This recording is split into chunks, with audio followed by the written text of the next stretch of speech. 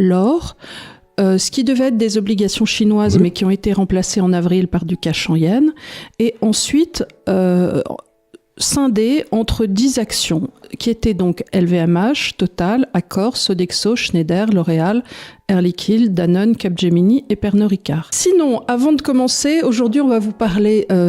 Alors aujourd'hui, j'ai décidé de faire une émission sur le portefeuille parce que certains d'entre vous, bien que nous ayons monté l'Université de l'épargne à Clotet, se sentent orphelins et me disent « Oui, mais nous, on suivait le portefeuille de Charles qui nous donnait des conseils depuis 4 ans et on se sent orphelin et voilà. » Alors, afin que vous ne vous sentiez pas orphelin et que nous répondions à cette demande, aujourd'hui, nous allons faire une émission pour vous expliquer que, parce que certains d'entre vous ne savaient pas que le portefeuille avait changé, donc on va vous expliquer l'ancien portefeuille, où il en était. Charles va vous faire... Qui n'est pas plus mal qu'un autre. Qui n'est pas plus mal qu'un autre, va vous faire une petite bien qu'il y ait eu un peu de coup de vent sur LVMH et ainsi de suite, on va en parler. Ça n'a pas beaucoup d'impact. Mais ça n'a pas beaucoup d'impact parce que c'est le principe du portefeuille antifragile, c'est qu'il est incroyable antifragile.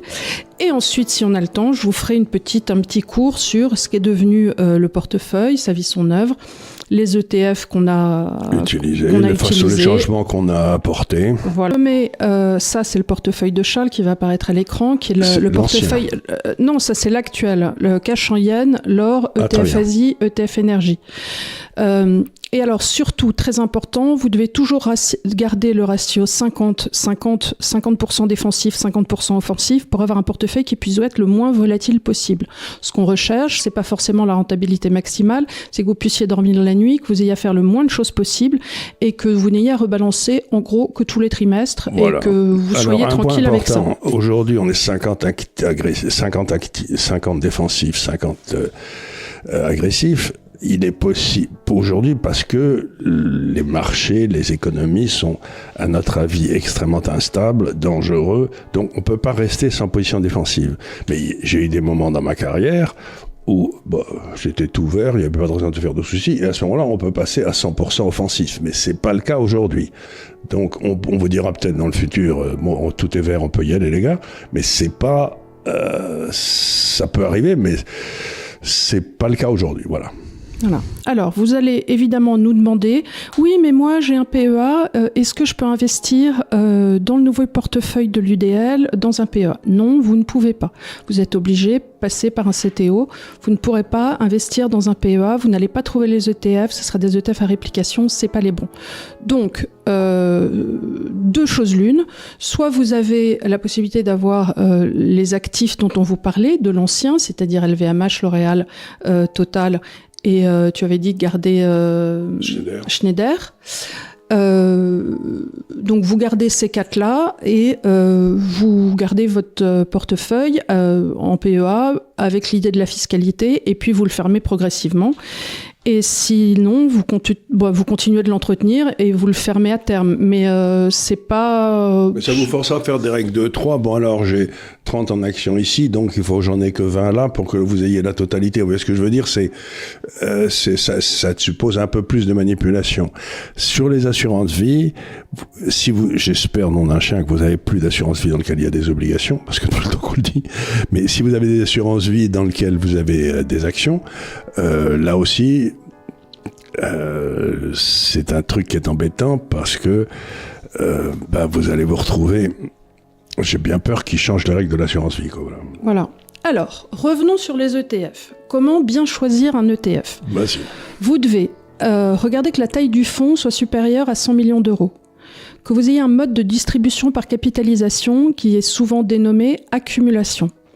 Qu'il soit par réplication complète ou en échantillonnage. Et pour nous, pour l'ETF, en tout cas Asie, que l'on recherche, il faudra que l'Inde, l'Australie et le Japon en soient exclus. Que le poids du secteur financier à l'intérieur de l'ETF en question n'excède pas 30% et surtout qu'il n'y ait pas de critères ESG. Voilà. Alors les critères ESG, pour ceux qui ne savent pas, c'est le gouvernement qui dit que vous devez financer des moulins à vent et des miroirs magiques, c'est-à-dire tout ce qui est fausse énergie. Et donc ça, c'est une façon de foutre en l'air votre capital, parce que je pourrais vous le montrer un jour si vous voulez, mais il y a un indice des valeurs ESG qui a perdu 50% depuis 2012. ce qui est quand même difficile, parce que c'est plutôt monté, et un indice des valeurs non ESG, c'est-à-dire Exxon, les Total et tout, qui, lui, a doublé. Donc, à moins que vous vouliez absolument sauver la planète, qui n'est pas en danger d'ailleurs, parce que tout ça, c'était quand même qu'une histoire faite par des gouvernements pour essayer de prendre le contrôle de l'économie.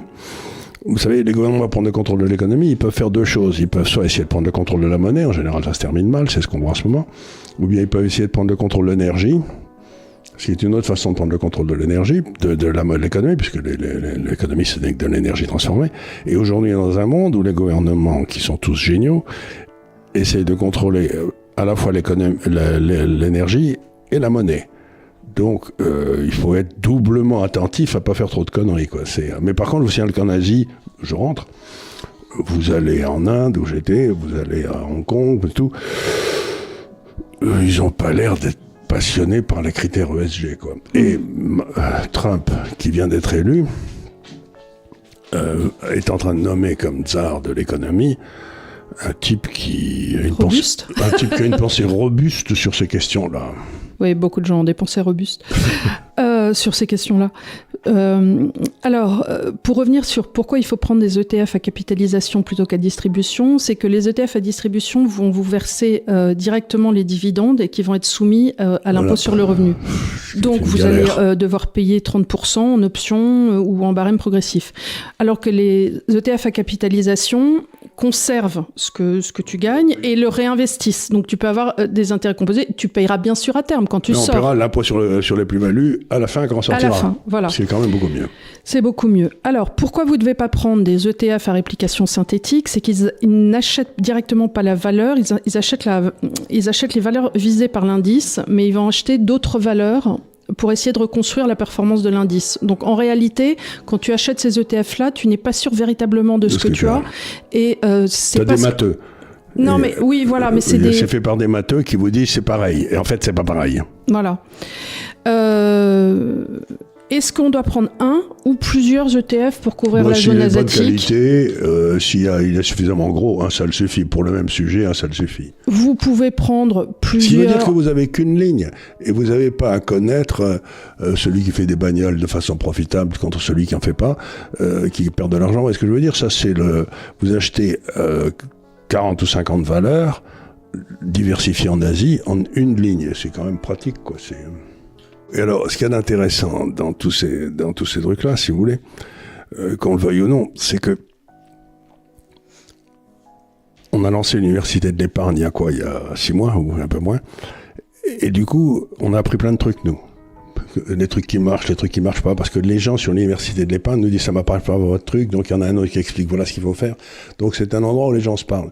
Donc personnellement, j'ai appris plein de choses sur la façon justement de prendre ses positions, parce que quand vous êtes dans la gestion institutionnelle, vous avez un gars qui est le spécialiste. Le bean counter. Le bean counter, et puis le gars qui passe les ordres. Ben lui, il sait. Donc, tu vois, moi je lui disais, vous m'achetez un ETF Chine, et puis il m'achetait un ETF Chine. Tu vois, j'ai pas. Mais là, j'ai plus mon chef de bourse, tu vois, je veux dire. Donc, c'est la communauté qui fait l'office de chef de bourse en disant ça marche pas. Et ben là, on vous fait un petit peu bénéficier de tout ça, quoi. C'est important parce que ça vous évite de faire des erreurs, quoi. Alors, on va faire un petit point maintenant sur l'or. Je ferme celui sur l'Asie. Les ETF, oui. Et maintenant, on va parler un petit peu de l'or. Alors, l'or, ça vous intéresse tous beaucoup, et à raison. Alors, donc la personne qui fixe enfin c'est un consortium, le London Bullion Market Association, qui fixe le prix comptant de l'or physique. Il est publié 2 fois par jour en US dollars, puis il est converti en euros et en Great Britain pound. Et en principe, le fixing se fait toujours à St. Swithin Lane, dans les bureaux de la banque Rothschild.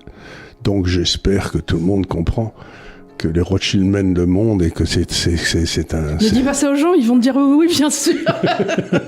Non, mais je marre parce que ça fait depuis 18h30 que l'or est fixé à midi à la banque Rothschild à St. Swithin Lane dans la City à Londres, où j'allais souvent d'ailleurs. Donc elle est cotée par One Stroy, ça équivaut à 31,1035 grammes, et c'est la valeur de référence pour les transactions d'achat et de vente d'or physique. Ça s'appelle l'once avoir du poids. C'est-à-dire en français. C'est-à-dire que l'once, c'est un truc anglais, mais l'once avoir du poids, c'est avec ça que vous mesurez l'or, et donc c'est autre chose. C'est pas une once, c'est une once avoir du poids. Voilà. Voilà. Alors c'est là où vous avez plusieurs façons d'aborder l'or. Vous avez les ETC, c'est un peu comme des ETF, mais c'est des Exchange Traded Commodities. Donc c'est la partie, c'est commodities.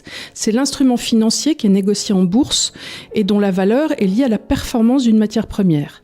Mais il ne faut pas confondre, quand vous achetez les sociétés d'investissement d'un ETC qui est adossé à l'or et d'un ETF des sociétés minières d'or. Ça n'a rien à voir. Il faut se méfier parce que les mines d'or, c'est pas de l'or. Donc les mines d'or, c'est des actions. Donc il y a des tas de gens qui ont acheté des mines d'or en se disant « je vais gagner comme si l'or monte ». L'or est monté, les mines d'or, elles n'ont pas fait grand-chose.